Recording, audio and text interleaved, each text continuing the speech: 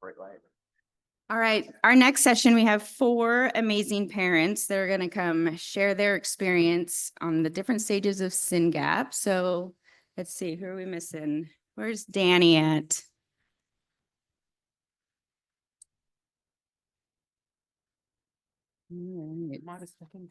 Sorry.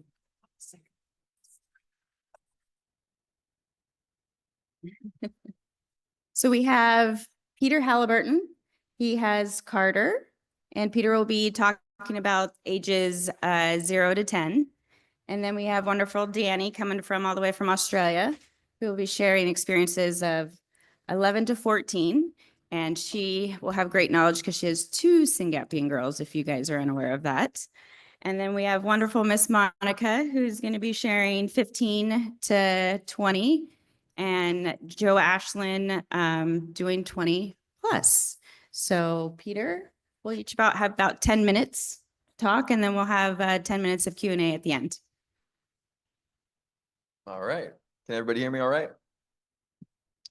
Perfect. My name is Peter Halliburton. I am based out of North Texas. My son Carter is 7.5 years old and was diagnosed with Syngap at 26 months in 2019. And so I'll be talking about kind of the early years of Syngap, 0 to 10, what we've experienced, how things have changed. We'll talk about the importance of early interventions and then also building out a multidisciplinary Syngap clinical team. And I'm going to try to cram all of that in 10 minutes. So. Should 10 minutes, Peter? No, we have 10 minutes each. Oh, okay. So, like I said, Carter was born in 2019. Between 12 and 24 months, he was diagnosed with global developmental delays, with autism, with ataxic cerebral palsy, and then started having seizures at 21 months. Very quickly, his seizures increased. He was having over 100 drops per day. And so that is kind of what led us down the diagnostic journey to getting our Syngap 1 diagnosis. He was diagnosed via both in vitae testing and whole exome sequencing, and so he was given the diagnosis. The neurologist basically handed us a NORD and an NIH document. It had very little information about Syngap 1. Some of you in the room, depending on where you were diagnosed, probably received just as little information, and and kind of depending on when you were diagnosed as well. And the goal and the hope is that today that families are hopefully provided with more resources than they were at that time. The doctor basically said, I wish I could tell you more about Syngap 1. I encourage you to go out to Google and to research it and to try and find, other families that are dealing with similar, challenges, because, basically this document that I'm handing you is all that I know about Syngap. So I quickly went out and scoured the internet and started researching. And pretty quickly I was able to come across Syngap Research Fund, who had just been started about a year previously by Mike and Ashley. The organization was in its infancy. And in talking to Mike and Ashley, they basically brought me up to speed and said, we have gone out and, connected with some really knowledgeable people in the space. And what they've told us is, there's good basic research on Syngap. And if we fundraise and, inject, cash into Syngap and research, there is the ability to accelerate research and improve the outcomes drastically for our children. I think it's really interesting. Back then, we didn't really know where we were going with research. We were trying to figure it out as we go. Danny, who was one of the OGs, we connected with Danny very early on, and we were looking at other organizations. We were looking at Dravet Syndrome Foundation. We were looking at Angelman's and what they were doing. And there were there was not even really hope of therapies at that time. So it was really hard. What we knew was there was good basic research, and, by funding, additional research around Syngap, and making multiple shots on goal at different types of therapeutic modalities, we would potentially increase the chances of bringing one of these therapies to our children. It's taken some time, but we've made extremely significant progress. And the fact that we have, a half a dozen plus pharma companies that have a Syngap therapeutic in the pipeline is just, I mean, it makes me incredibly optimistic that we are going to see treatments, delivered to our kids within the next few years. Younger families can have even more hope. The earlier that we get these therapeutics into our kids, the better the outcomes are going to be for them. So I just think we live in an incredible time where there's this collaboration between researchers and parents and pharma companies. And 10 years ago, that didn't exist. There was not nearly as much information on these genetic conditions and the therapeutics around it. And we have just made an immense amount of progress. And I just think there's a lot of reasons for families to be optimistic. So I just want, families to know that therapies are coming and clinical trials are coming. And, as some of the folks mentioned yesterday, it's going to get complex in figuring out what is the right therapy to pursue for my child. So one is just, optimism. I want you to walk away feeling optimistic that there are treatments coming for Syngap. The second thing I'd talk about is the importance of early interventions and potentially even seeking additional diagnoses that are going to provide additional benefits to your child. So I think a lot of you are probably have gone into, an ECI type program, an early childhood intervention program. That is highly, highly recommended. If you're not already getting therapies for your kids, ABA, PT, OT, speech, feeding therapies, those therapies, in my opinion, the earlier you start them, the more, therapies that you're providing to your child, I think kind of the better outcomes that you're going to see. ABA is, I think, an incredible tool, and I'm a huge advocate for ABA. Carter was given an autism diagnosis at, 18 months. I looked at the neurologist like a little bit like they were crazy. Like, how do you possibly diagnose this 18-month-old who is nonverbal and doesn't, doesn't walk on his own? How are you, possibly diagnosing him with autism? Looking back, I'm so grateful that we have an autism diagnosis in the US. In most cases, in most states, you need to have an autism diagnosis in order to access ABA. And ABA has just given us so many incredible tools to be able to handle all of the challenges that come along with Syngap 1. So, I know it's really difficult when you're early on. You've already gotten, this Syngap 1 diagnosis, which can seem devastating. And you're like, do I really, am I really going to go out and pursue an autism diagnosis? Does my child have autism? I think we saw some of the studies yesterday from CHOP in terms of how they're diagnosing autism. Most of all of our children have autism, and I think it's incredibly important to get access to ABA. And so I encourage you to actually go out and seek, additional diagnoses. So autism, cerebral palsy, cortical visual impairment, they were talking about yesterday. I think some of these things, if our children, actually have the symptoms of those additional diagnoses, will actually benefit them in getting additional services. So I just maybe kind of reframe how you think of getting some of these additional diagnoses. And then the last thing I'll touch on is building out a multidisciplinary Syngap 1 clinical team, getting them interested in Syngap 1. Obviously we have organizations like CHOP. We have Children's in Colorado that are putting together these kind of centers of excellence around Syngap. I think it's also, the way that we've done that is by getting neurologists in a lot of cases interested in Syngap to begin with. And so I do that. I've done it locally in my region. I've got Cook Children's. Dr. Perry there is their head of neurology. He's a big Dravet expert. And so I, kind of quickly identified Dr. Perry as somebody that may have interest in Syngap. He did. We've gotten along great. And he's part of this group called PERC, which I'd have to look it up, but it's Pediatric Epilepsy something consortium. But there are, I think, maybe 30 or so hospital groups around the country that are part of this PERC organization. CHOP's a part of it. Cornell is a part of it. Children's Colorado is a part of it. And what they're recognizing is this, need for complex families like ourselves who need neurology, we need psychiatry, we need, potentially, doctors for sleep and for gait abnormalities.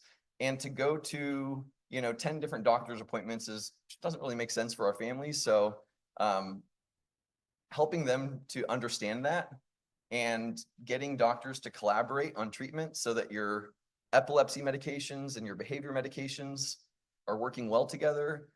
I just would encourage you to get your doctors interested in Syngap, share research that you're learning from SRF with your neurologists. They'll get interested in Syngap. I mean, I've done it basically with I have multiple neurology teams and they're all very interested in Syngap at this point because I've pulled them into the fold. And I just encourage you to do the same thing with your own local neurologists. Find a neurologist that cares and is interested in rare epilepsies. And I think that rounds out my 10 minutes. Oh, sure. Yeah, 10-10, right on the dot. Well done, Pete. I'm Danielle. I'm Australian, if you can tell from the accent. I have two girls, both with Syngap, and Jaylee's 15 and Darlee's 13. We got our diagnosis in 2016, which is 8 years ago, long time. And the Syngap landscape looked very different 8 years ago. We had less than 100 diagnosed patients. So we were quite a big statistic in the diagnosed. I think Summer was diagnosed then. Yeah, there was a handful of us who were still actively involved. But it was nothing like what we've got here. We had a room full of maybe 20 people, and here we've got hundreds. So the evolution is amazing, and you're all part of it. So it's really exciting. I want to jump into the adolescent era, because that's what my brief was. But before I did, I just wanted to quickly read something that I wrote a few months ago, which you might have seen on the family support group, just about being a carer. And then I'll talk to you a bit about my age group for my girls. I hope I don't cry, Pete. I'll finish it for you. Thanks. Okay. I love you, but I don't love being your carer. I don't love the nappies and uncertainty, the thankless days and relentless worry. I don't love the skin picking and medication and forcing and bathing. I don't love the scheduling and therapy and guessing what could be wrong. I don't love Syngap. I don't love missing the easy or the hard milestones. I don't love being one of the few people who understands what you want. I don't love worrying that when I'm not near, you're hungry or thirsty or hot or cold.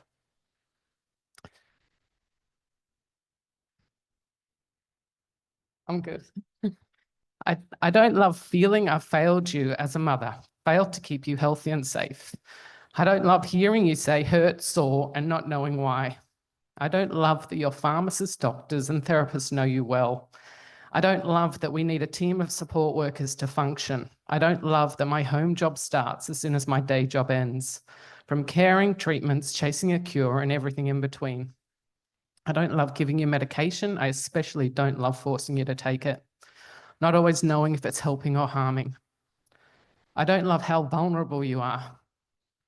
I don't love the spreadsheets and intense planning required for every activity. I don't love the lack of spontaneity. I don't love knowing there was an alternate reality for us, and sometimes catching glimpses of what could have been.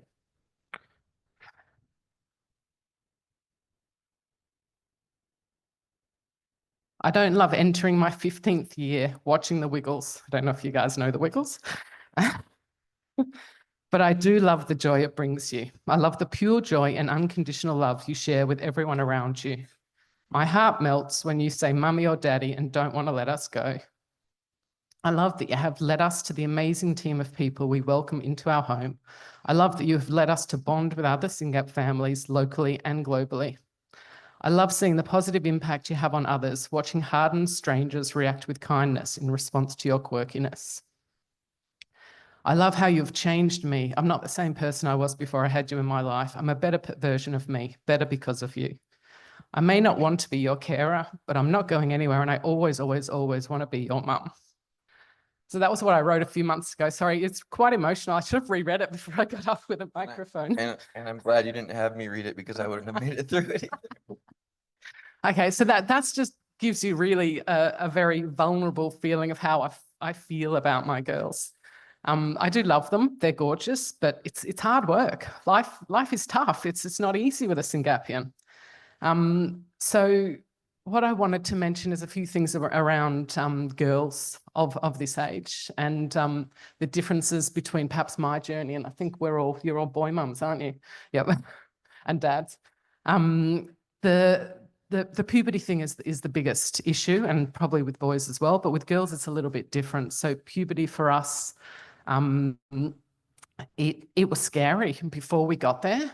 And I went to see multiple pediatric gynecologists just to see what we should be doing about this. And I learnt one thing, which I didn't know, but there's not a single gynecologist, at least in Australia, that actually gets their period. They said, you don't need to get your period. There's no purpose unless you actually want to have a child. So it actually made me feel a little better about stopping the periods. But so we went through the process of investigating how to do that. And I'm happy to talk to anyone. It's probably too much detail for a room full of people who most of you don't need to know about it. But if you want to speak to me about that, I'm happy to talk to you later. But we did go through the process, and there are various options that you can do. And we did that. Another element that's probably specific to me and not the others is carers, and the fact that your Syngap girls are more vulnerable than, perhaps not more, but it feels they're more vulnerable. So the first thing our neurologist said to me was, you've got to be careful because they see a lot of stories of I don't even want to say it. I can't even say it, but you just have to be careful with girls. And so that's something that's always in the back of my mind. And I mean, I'm about to say lucky, but I'm not lucky at all. I've got two, but it also means that I have two support workers, so that they're always watching one another. But I couldn't fathom getting a male support worker. That's just beyond something I could fathom. So we are a little bit restricted, and that's something that we have to deal with, and it will never go away, that vulnerability and the fact that we're responsible for making sure they're safe. The other key message, I don't know how my time's going. I'm not as organised as Pete. 4 minutes. 4 minutes to go. The one thing I wanted to mention, and perhaps for that age cohort, is I've got two, and I've been at this for 15 years. So I've got, what is it, 30 years of experience almost of Syngap parenting combined. But one thing I would love to tell my younger self is you can take therapy breaks. So when we first had our one Syngapian, she was 2 years old, we had therapies, every other day, OT, speech, we were running ragged because you feel like you've got that little developmental window, and we were just going hard at it. And then the OT said to me, you can take a break. I was thinking, you know what? I never even considered that we could take a therapy break. And we did. We actually took a year off. It wasn't at 2 years old. It was probably at 6 or 7 years old. But we took a break, and you can. I didn't feel that the increases or the improvements in the therapy that the therapy had on their development was actually good enough for the detriment it was to our lifestyle. It was just running us ragged. And I feel like, I don't know if it's right for everyone, but I do know that you need to give yourself permission to have a break, because you're in this. I hope it's not for the long term. I'm hoping we get a cure, but you're in this for a while. I mean, what we heard, we helped set up we got the seed funding for the first ASO. This is years ago in 2018. And what are we, 6 years later, we still don't have that ASO. So it feels like it's close, but still you need to plan to be in this for quite some time. This is going to be your norm for the foreseeable, I'd say for 5 years or so. Even though it does feel close, it's not as close as it feels. Unfortunately, I don't want to end on a downer. Geez, I need something positive to pull out now. What else have I not told you about? Oh, the last thing I wanted to say as Americans is you're lucky to have access to those clinical cares of excellence. We would love to have something like that in Australia. And that's going to be my job. I'm going to strive to set something like that up in Australia from here. But you should definitely be accessing that, because having specialists who know what you're going through in one location, take advantage. You're really lucky. And you're also lucky to be part of this community. It's a great community. Thanks.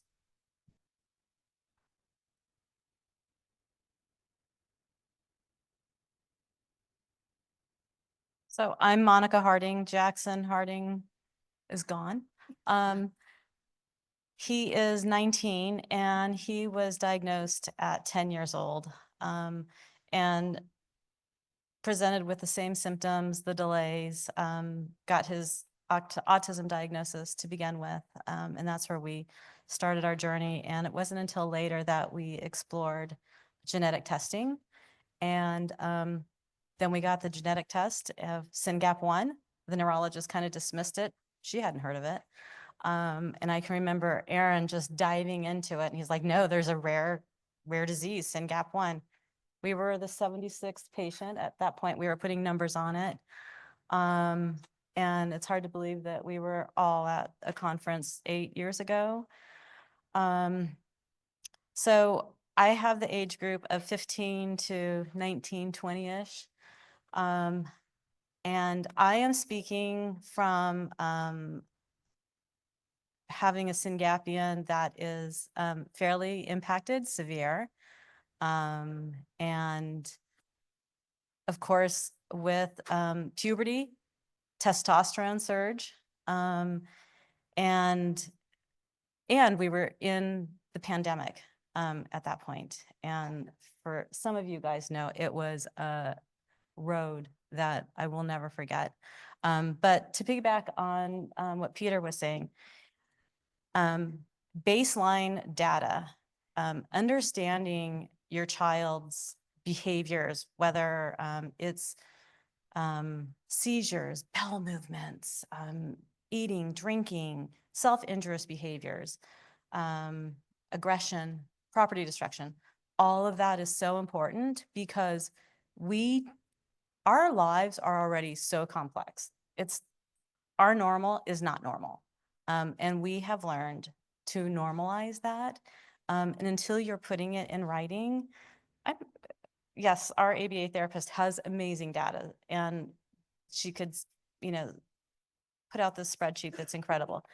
Check marks on your calendar, knowing when your child last had a bowel movement, what your behaviors are like. That is so important because when you think that you're in dire straits and behaviors are up, okay, what does that really mean? Is it aggression or attacks of 2 or is it 20?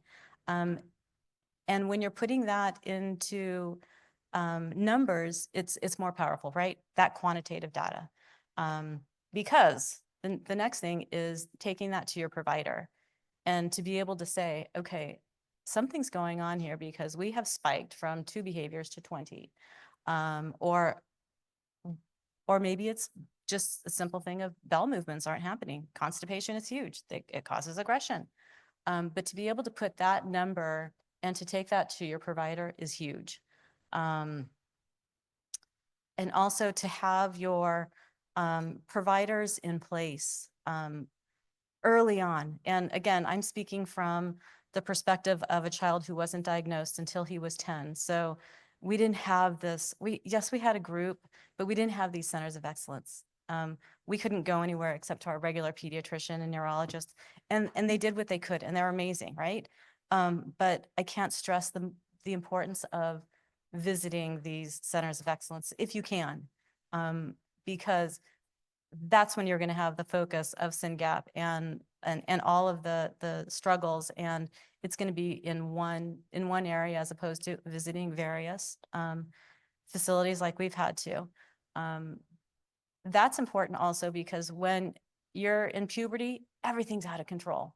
And to be able to call one clinician or one doctor and for them to be able to communicate, okay, what's going on here? And for them to be able to just collaborate collectively is amazing, as opposed to you being the middle person. And that's what we had to do. And it was exhausting. And thank God we were able to manage through it. But to have your clinicians all together and being able to watch the progression of your child from each trial is so important. Also, again, I'm speaking from the point of when we were in the heightened state of puberty. Our Syngapian is struggles with aggression, self-injurious behaviors.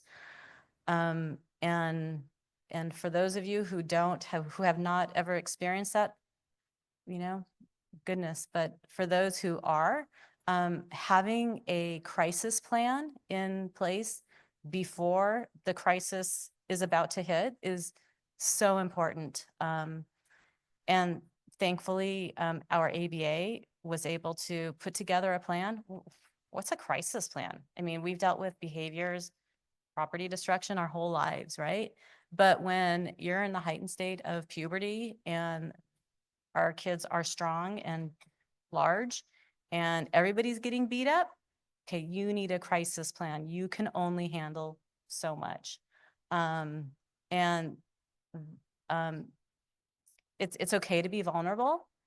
It's okay to include your neighbors, your friends. They don't understand what's happening in your house until you let them in. We hold it together really well when we're out in public. But boy, in our four walls, it's tough.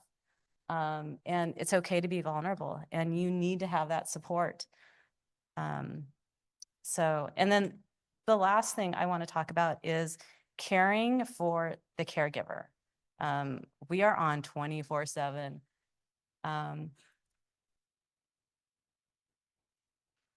We need support, and it's okay. It's okay. And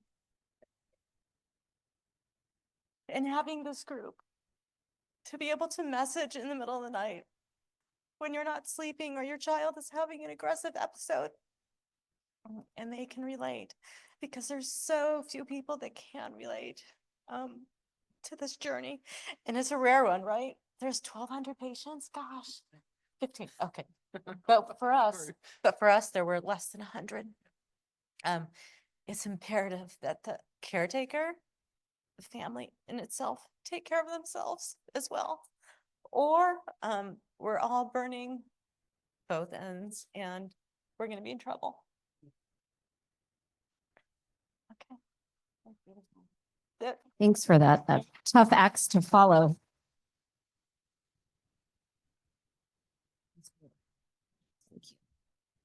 Good morning.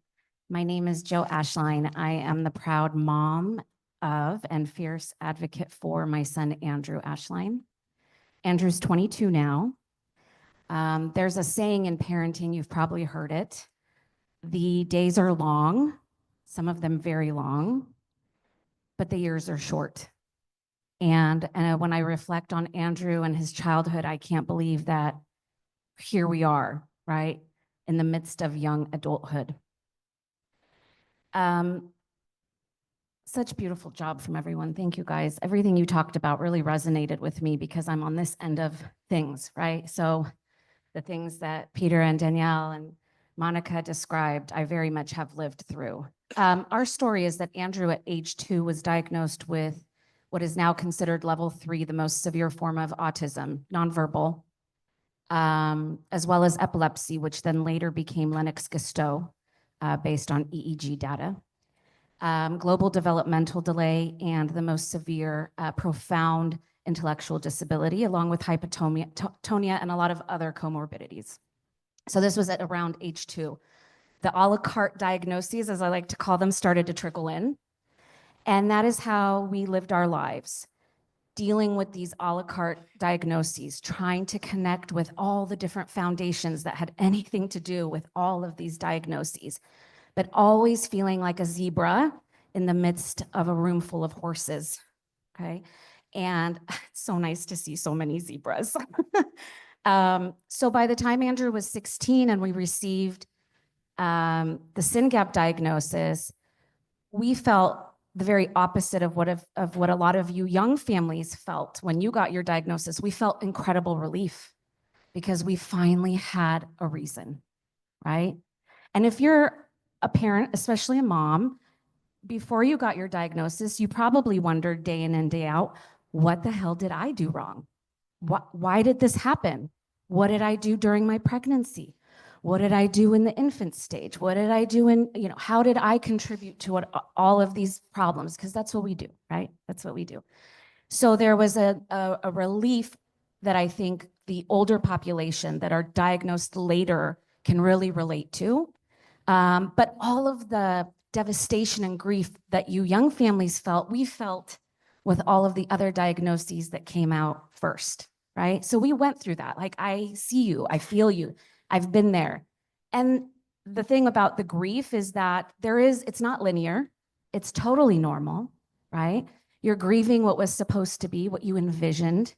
You're anxious about the future, what that's going to look like. No one can really give you a straight answer about where you're going, let alone where your child is going.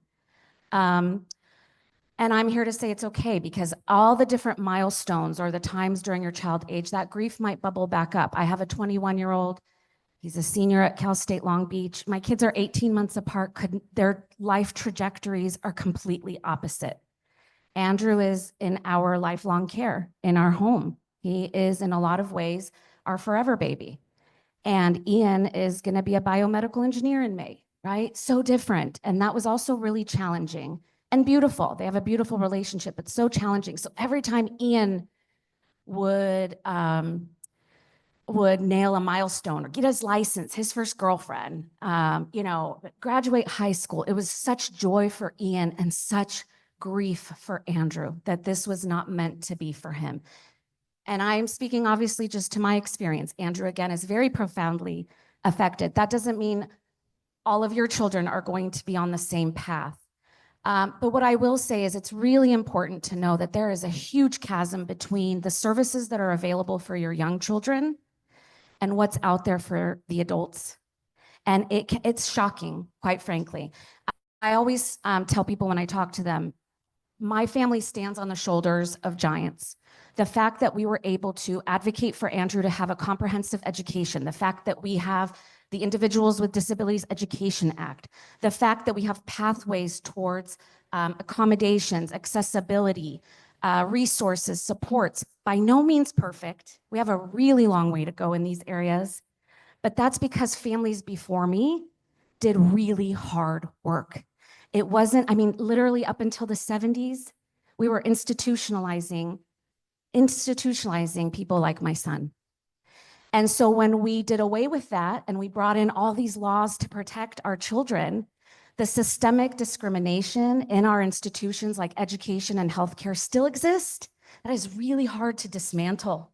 It's really hard to undo that.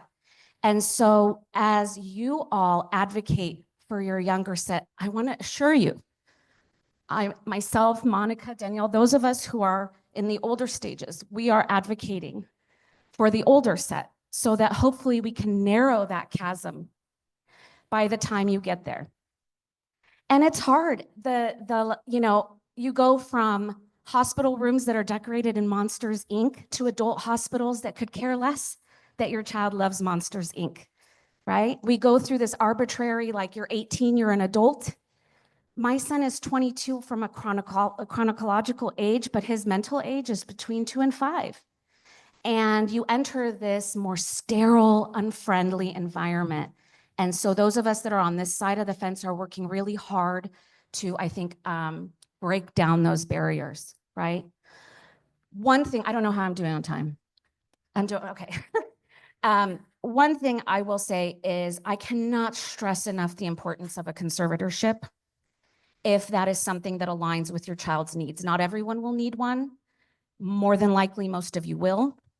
I know it is a hard thing to think about, but it's necessary, because the day your child turns 18 and you end up, God forbid, in a hospital or an IEP meeting and someone asks you for conservatorship paperwork and you don't have it, you have no rights.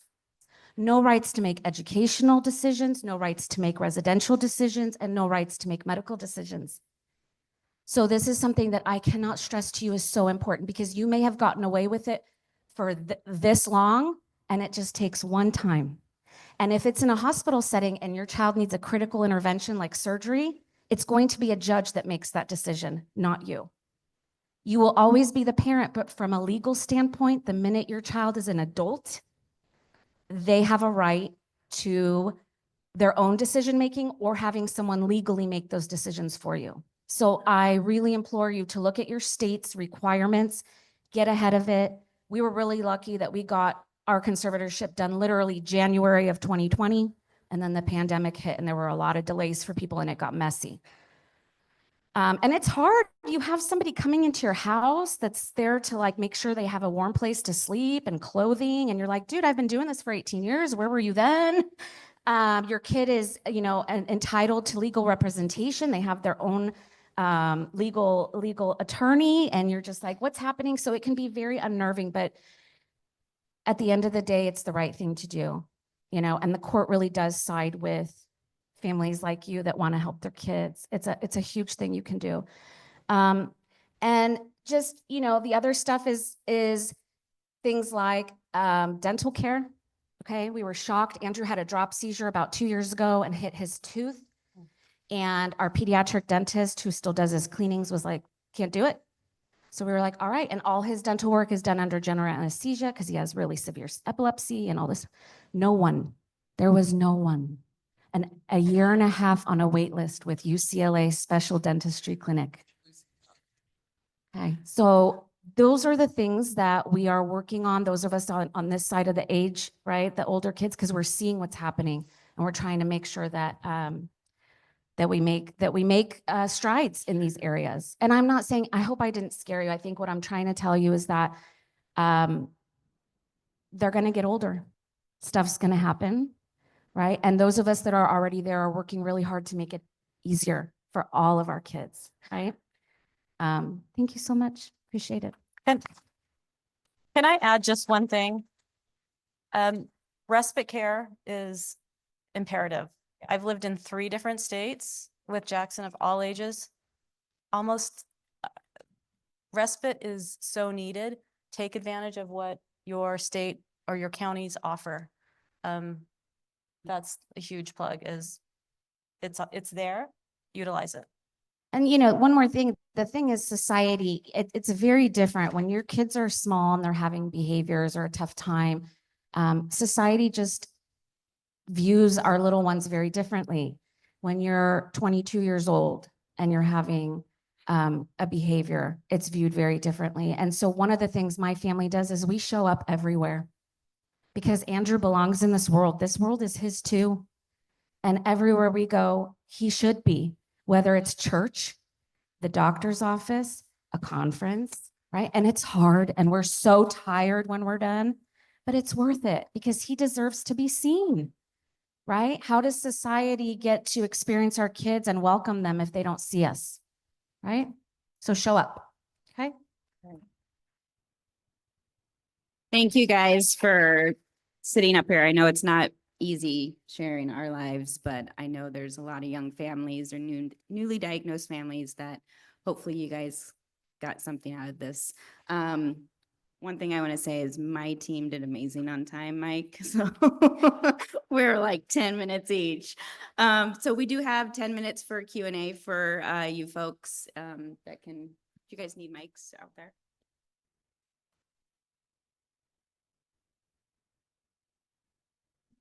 While we're waiting for the mic to move, I did want to say one other thing that's a bit more positive, that there's never been a better time to rely on precision medicine or genetic therapies. This is the best time ever to rely on it because we are that close for it to happen. So that's a bit of hope that that I have in my heart.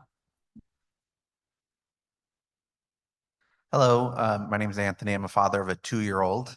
I think the question I have for the group is, what's something that you weren't doing, when you found out that you wish you were doing, now that you know what you know?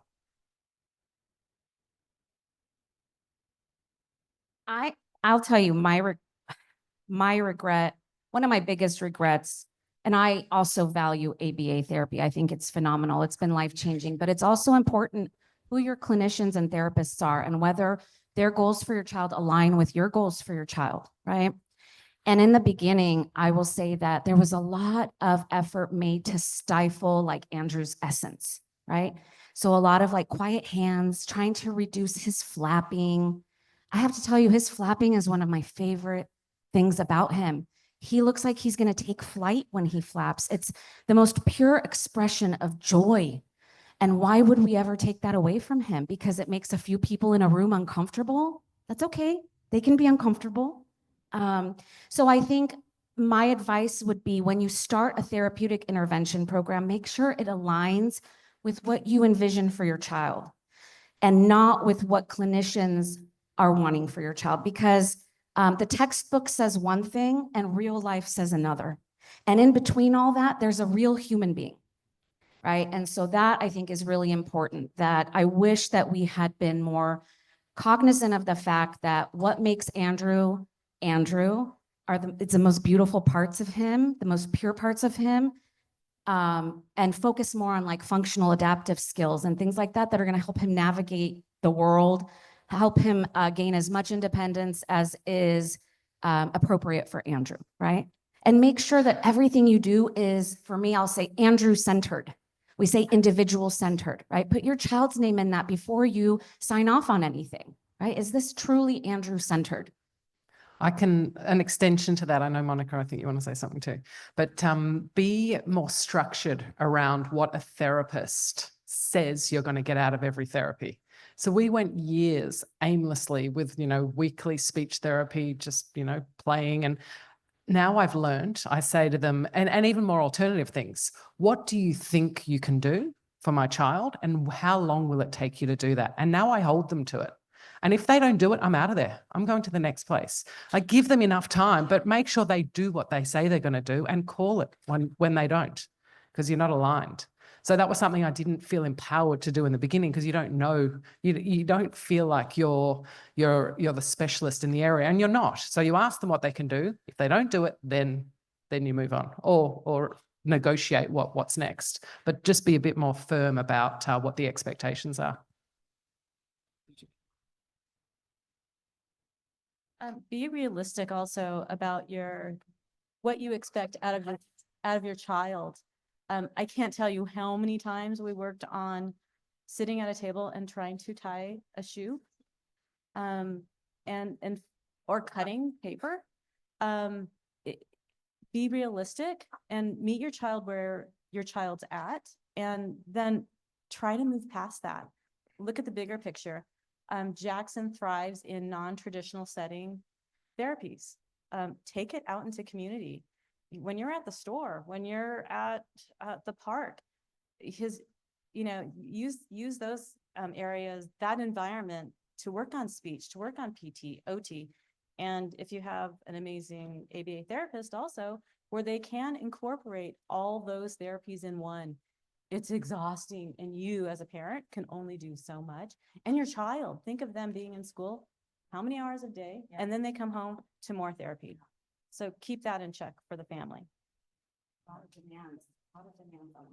I was just going to add one thing, and this can be kind of a commercial for Kevin, who's going to be talking about IEPs and education here shortly. But my son Carter's 7.5. I don't have him enrolled in school today. He is in full-time ABA. He's in ABA about 30 hours a week.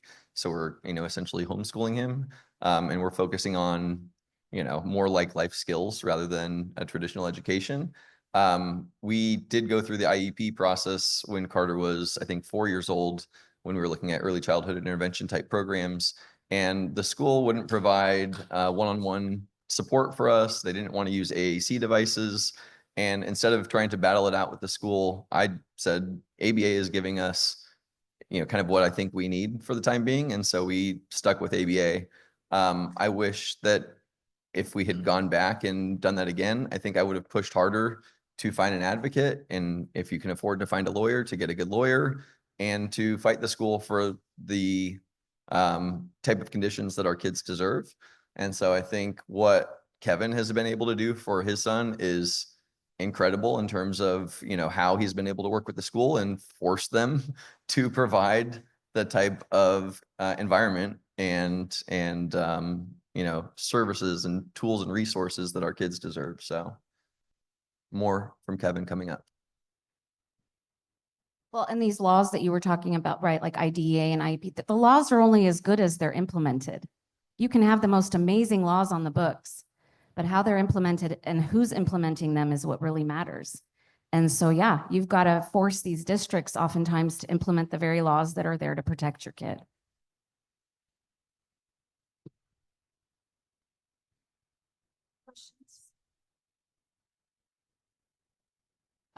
So Joe, this is for you.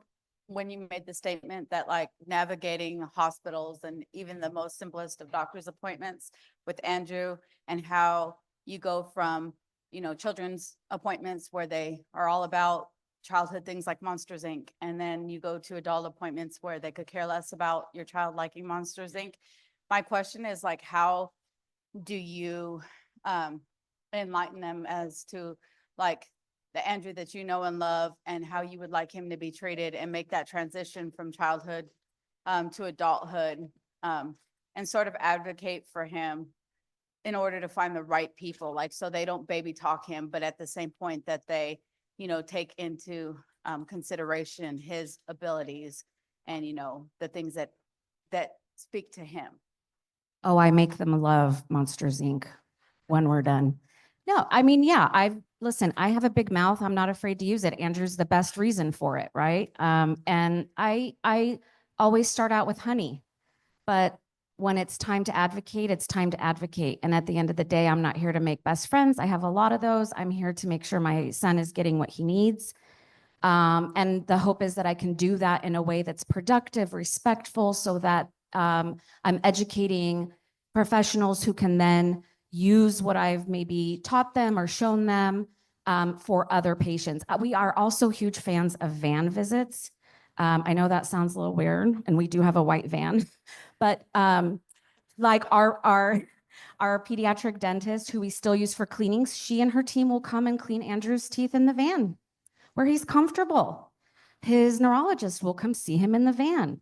You know, like, there are clinicians who are willing to do these things. And what's my goal for Andrew? Is it to desensitize him to a waiting room? None of us like waiting rooms. Are you desensitized to a waiting room? Or is my goal to get him good care and be seen by good doctors? And if that means that's happening in our white Chrysler, great. I don't care. And just before I'm done, I want to just stress this. Behavior is language. Please pay attention to your children's behavior, okay? They are trying to tell you something, right? When we don't have the words, we all turn to our most primitive forms of communication, right? And our kids, a lot of our kids who cannot communicate functionally, that is their only means of communication. Please pay attention. Behavior is language always, okay? Thank you. Yes.